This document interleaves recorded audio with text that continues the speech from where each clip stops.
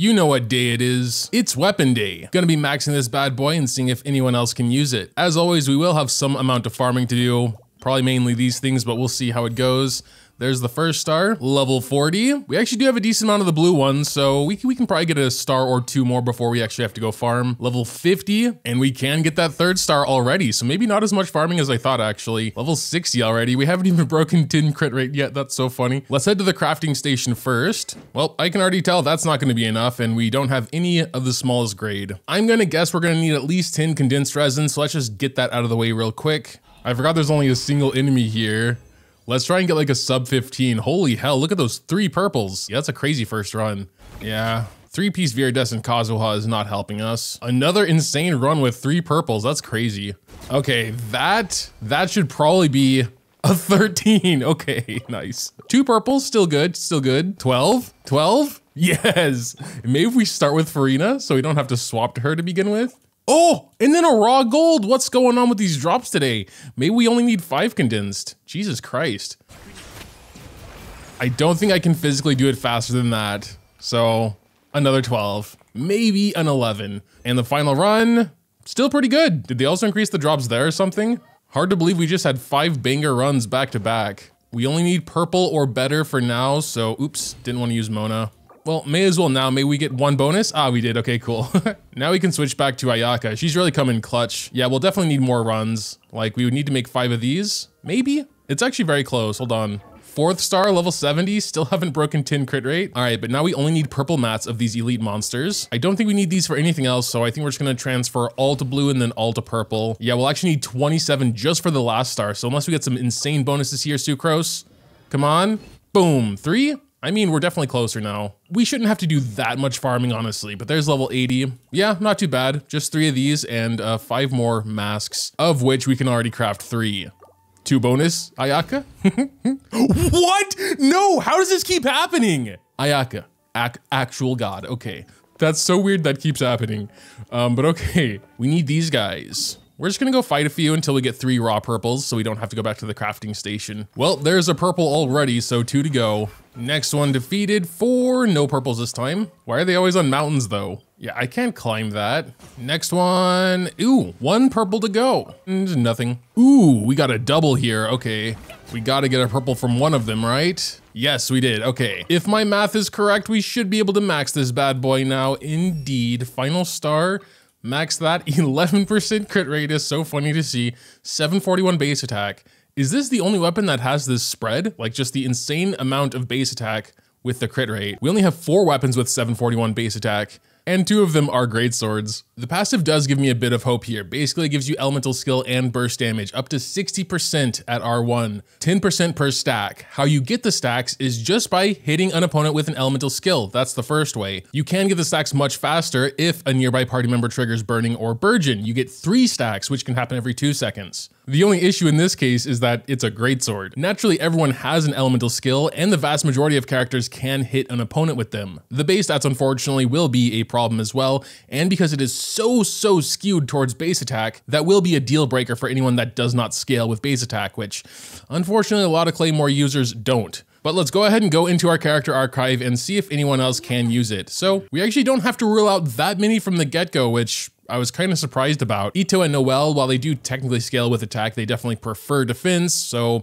super high base attack weapons probably aren't going to be the best for them. But honestly, most others, I feel like the base stats aren't going to be a huge problem for. Like even Dehya, you know, she is split scaling, but you know, attack isn't totally useless for her. So base stats wise, I'd say it can be used for a lot more characters than I originally thought. It might be very interesting for Gaming because he doesn't have a proper signature weapon. And not only is he a pure attack scaler, but he can also do his elemental skill relatively quick, and he's a pyro unit. So it is possible to like do Burning or Burgeon. Not that that would be his best team, I think, but I think Gaming's gonna be one we definitely have to try out. Navia, while she is a pure attack scaler and the base stats would be fine for her, unfortunately, her elemental skill has a pretty long cooldown and it only hits once, so she won't be able to get the passive stacks very consistently or at all really, which is unfortunate because it's a skill and burst increase and she does a lot of damage with her skill. If you could somehow slot Navia into a team that can burn enemies, then maybe. Might be somewhat interesting for Sayu because of the high base attack, but honestly something like Gravestone would probably give you more overall attack for her increased healing here that scales with attack. But I feel like the passive is a little bit useless in her case. I think it'd be okay for Diluc as well, especially if you can slot him in a Burning or Burgeon team because he's Pyro. Shouldn't be too hard. But I also think a lot of his damage comes from normal attacks and the passive doesn't boost those. Dehya, I don't know. For some reason, I don't even like talking about Dehya. It is a very damage focused sword and I've always seen Dehya more as a like support, but I guess if you get her up to C6, her burst can do a lot of damage. Maybe even before that, she is split scaling, which means attack's not going to be useless for her. And I think the 60% burst damage increase could help a lot as well. But outside of Gaming, I don't think the 4-star Claymore DPSs are that special that we need to talk about them too much. So Gaming, he is currently holding on to an R5 gravestone, which also fits his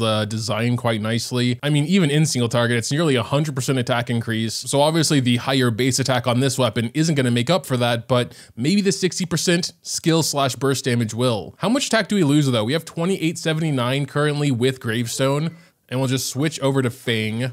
2317. Yeah, I mean, we lost 500 attack or so. Pretty big difference there. There is something we might need to test. So Gaming here, his elemental skill, this multiplier, is considered plunging damage. That begs the question, will an elemental skill damage buff increase this as well?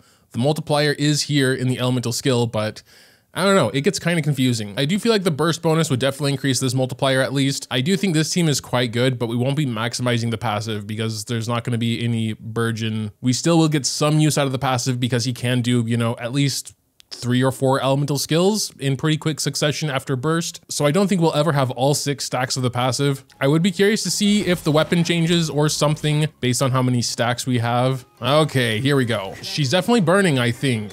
I still don't see any visual indication about the stacks though. Most likely that's not actually considered doing the burning reaction just because she is burning. So until we figure that out, we're just gonna swap Binny out with Nahida here. All right, so those guys definitely have Dendro on them. There was definitely a burning reaction happening, but there's no indication about our current stacks. Oh, okay, wait. I did just see something pop up around his body. So we're just going to keep applying burning here. We most likely have all 6 stacks by now. Okay, yeah. There were some up arrows there. The stacks only last 6 seconds, so it's a little bit hard. Interesting. So does that even count for triggering? I don't think it even does. For now, let's forget about how we would get stacks in the first place and just see if the stacks even do anything for his main attack there, this plunge. So first of all, let's get an idea about the base damage. 21,029. All right, so now we're just going to keep burning Masanori, make sure we have all 6 stacks, and then we're gonna come back in with Gaming and do another plunge here. All right, here we go. Boom, 21,029, no. That's so sad. We need to make absolutely sure we actually are getting the stacks. Doesn't really matter if we only have 1 or 3. 21,029. We should have still definitely had them. Okay, so we're just going to get all stacks real quick. There's 2 burnings. Let's check the arrows. Yep, 5 arrows. Okay, let's go ahead. 21,029, it's the same exact number. I mean, yeah, I guess in hindsight, it does literally say it's plunging attack damage and not elemental skill damage, so it's not even good for Gaming? I was really hoping it would be. I guess at least the burst damage will get increased, right? That's something, I guess, but not really. So his burst did like 25k, no buffs. All right, let's try it again. 30,000. At least most of the stacks, if not just all of them, because we did at least 3 burnings with Nahida. That should have given us all 6 stacks. It only lasts for 6 seconds, but I'm pretty sure I did it in less than that. And it was more than 25, but that's basically the only benefit he'll get from it, I guess. Oh man, that is honestly kind of disappointing. For all intents and purposes, the passive is basically useless for him. I'm pretty sure he does even get a stack with his elemental skill for some reason. Like, I don't see that arrow popping up. It could just be that it doesn't pop up for 1 stack, but I mean, sure, let's try Dehya. The thing is, Dehya does have a signature weapon. Basically gives her 40% attack and 32 HP, which I think is just more important in general for Dehya than elemental skill and burst damage. So, I mean, just for fun, we'll compare how much attack she has with these 2 stacks versus the higher base attack on the other weapon. So we're currently sitting at 1840 attack with Beacon, no buffs active currently. Pretty sure to get both buffs, we just need to do her skill and take damage, which because of how she works, you know, she slowly takes damage when you get hit. So even if you're good at dodging, you just have to get hit once basically. So we'll get hit on purpose here. And you can see she's just slowly takes damage forever now. And now we have 47.9 HP, 2190 attack with the 2 very easy to activate passives here. Switching over to Fang, what do we lose? Like 5,000 HP and 150 attack. Even if she could consistently keep all 6 of these stacks, I don't think, 60% skill and burst damage makes up for that. Perhaps at C6 because her burst becomes quite a bit more powerful and she could probably do some very respectable damage where you would really want those bonuses. I mean, it makes sense it's not as good as her signature because it's her signature, but if you didn't have her signature, I guess it's up there as being one of her better ones. I think most of the others aren't really worth trying, but I will give some thoughts. I do think it can be good on Diluc. He can get half the stacks inherently and full stacks easily with a Dendro in your team. His E is a big part of his damage and his burst an okay amount as well. So the passive in his case is pretty solid. The huge base attack on the weapon isn't bad for him either. I haven't really kept up with Diluc to be honest and how the meta has changed around him, but the passive would feel a lot less useful in like a plunge team with Chongyun. For Eula mains, considering her burst is most of her damage, the passive would be pretty nice. The issue is that she's a cryo/physical DPS and typically not in a burning or burgeon team. She can't get most of the stacks inherently either. Base stats of the weapon in her case as well are good, very much like her signature. Chongyun is actually more interesting than I originally thought due to burning being more of a thing for actual cryo DPSs now. In Burn Melt, he should be able to get and maintain the stacks relatively easily. He is an attack scaler. If you are aiming for a burst DPS Chongyun, it is interesting at least. After thinking about Dehya some more, I still don't think it would be that great for her even at C6. The issue, like with most other characters, is getting the stacks. With DPS Dehya, you're usually building your team for buffs, res shreds, or extra pyros for the particles, since she needs a ton of energy for her burst. With Burgeon Dehya, you mainly want Elemental Mastery and you don't even need to do her burst. So the stacks she would get in that team would be pretty useless. There might be some solid middle ground of DPS Dehya in a burning or burgeon team, but I think we're getting into like the extremely niche territories now. Freminet might be one of the only characters besides KINICH'S that can gain most of the stacks without help. His elemental skill turns his normal attack into other elemental skills, or it's based on elemental skill damage, which does proc the weapon. After doing burst, his elemental skill is put on a very much decreased cooldown, so you can in a way spam it. For him, to verify what I'm saying, I will put some footage here, and unfortunately,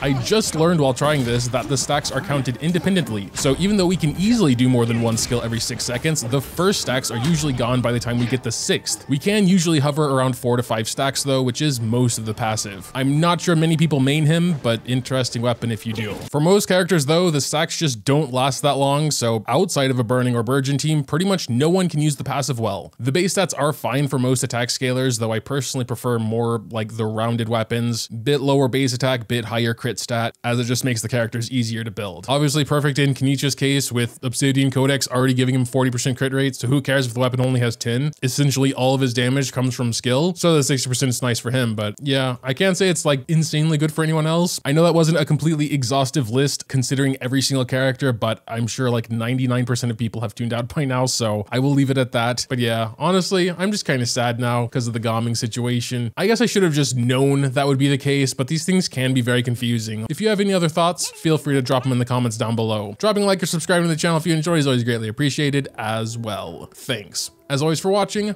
and until next time.